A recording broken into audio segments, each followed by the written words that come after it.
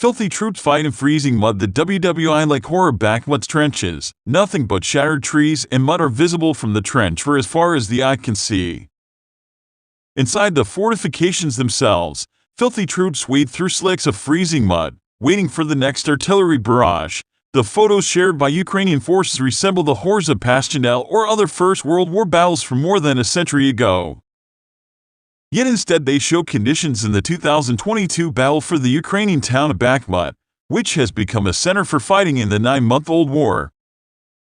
The town, in Ukraine's Donetsk region, has become a byword for heavy shelling and relentless attacks as Russian military commanders desperate for a symbolic victory launch assault after assault trying to dislodge the Ukrainian defenders.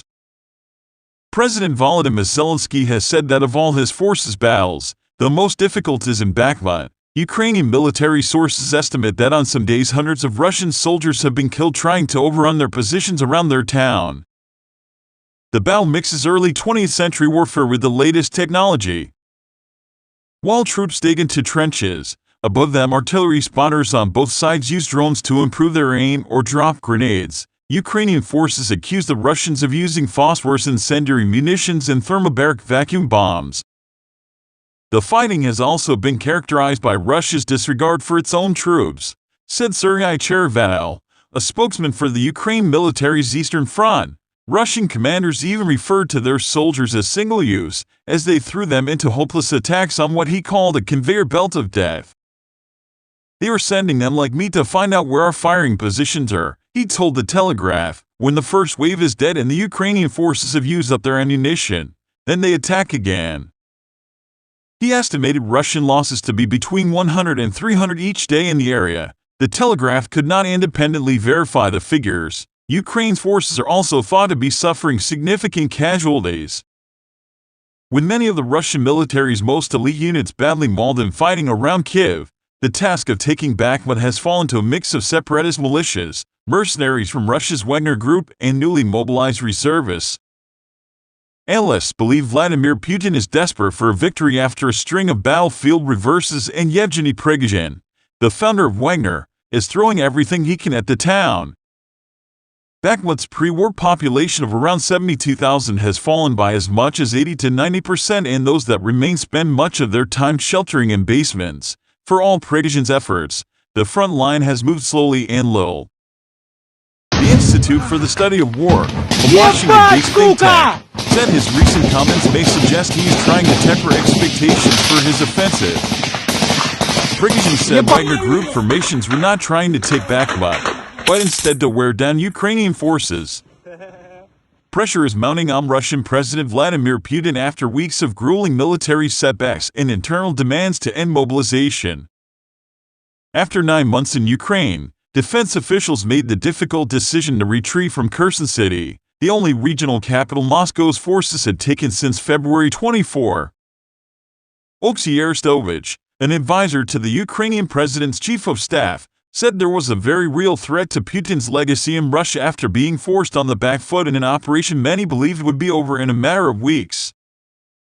Putin is very afraid because there is no forgiveness in Russia for Tsars who lose wars, Arestovich said via the Times. He is fighting for his life now. If he loses the war, at least in the minds of the Russians, it means the end of him as a political figure, and possibly in the physical sense.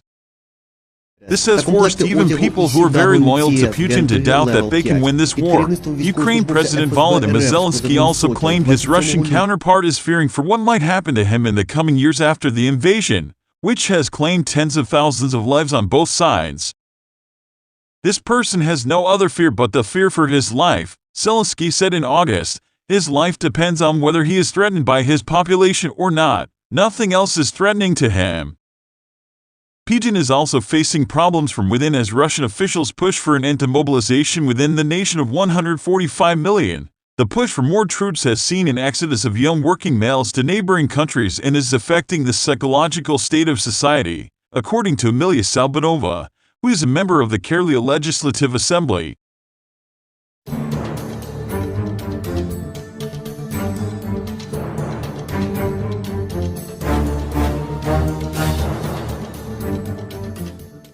Here's the Russian rocket slam into Ukrainian city near nuclear plant.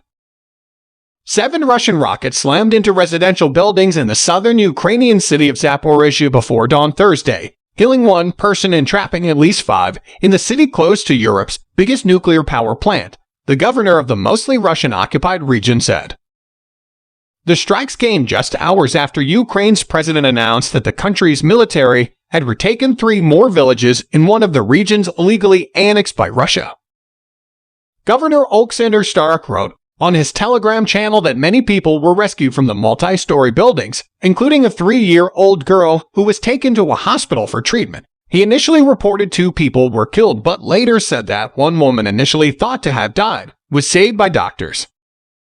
Photos provided by emergency services showed rescuers scrambling through rubble in the wreckage of a devastated building. Regional authorities reported another rocket attack later in the morning, but there were no immediate details of casualties or what was struck. The deputy head of the Ukraine president's office, Kyrylo Tymoshenko, said 10 people had been killed in the latest Russian attacks in the Dnipro, Donetsk, Zaporizhzhia, and Kherson regions. Zaporizhzhia is one of 4 regions that Russian President Vladimir Putin annexed in violation of international laws on Wednesday, and is home to a nuclear plant that is under Russian occupation. The city of the same name remains under Ukrainian control. The head of the U.N.'s nuclear watchdog is expected to visit Kyiv this week to discuss the situation at the Zaporizhzhia facility after Putin signed a decree Wednesday declaring that Russia was taking over the 6-reactor plant. Ukraine's foreign ministry called it a criminal act and said it considered Putin's decree null and void. The state nuclear operator, Energodom, said it would continue to operate the plant. Rafael Grossi, the Director General of the International Atomic Energy Agency, plans to talk with Ukrainian officials about the Russian move. He will also discuss efforts to set up a secure protection zone around the facility, which has been damaged in the fighting and seen staff, including its director, abducted by Russian troops. Well,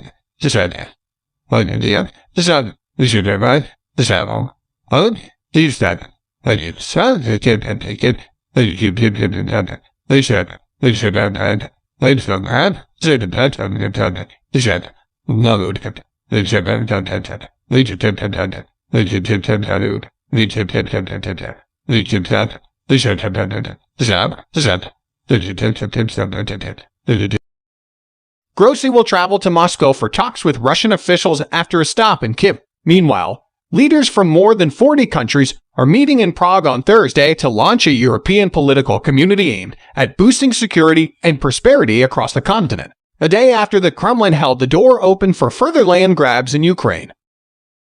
Speaking in a conference call with reporters, Kremlin spokesman Dmitry Peskov said that certain territories will be reclaimed, and we will keep consulting residents who would be eager to embrace Russia.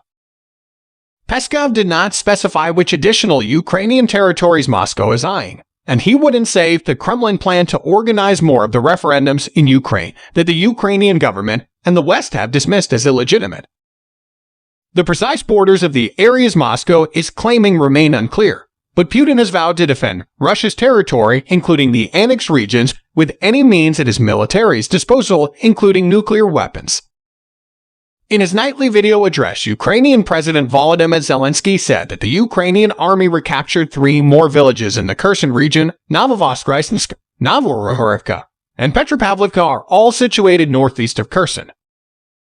On Wednesday, the Ukrainian military said the Ukrainian flag had been raised above 7 Kherson region villages previously occupied by the Russians.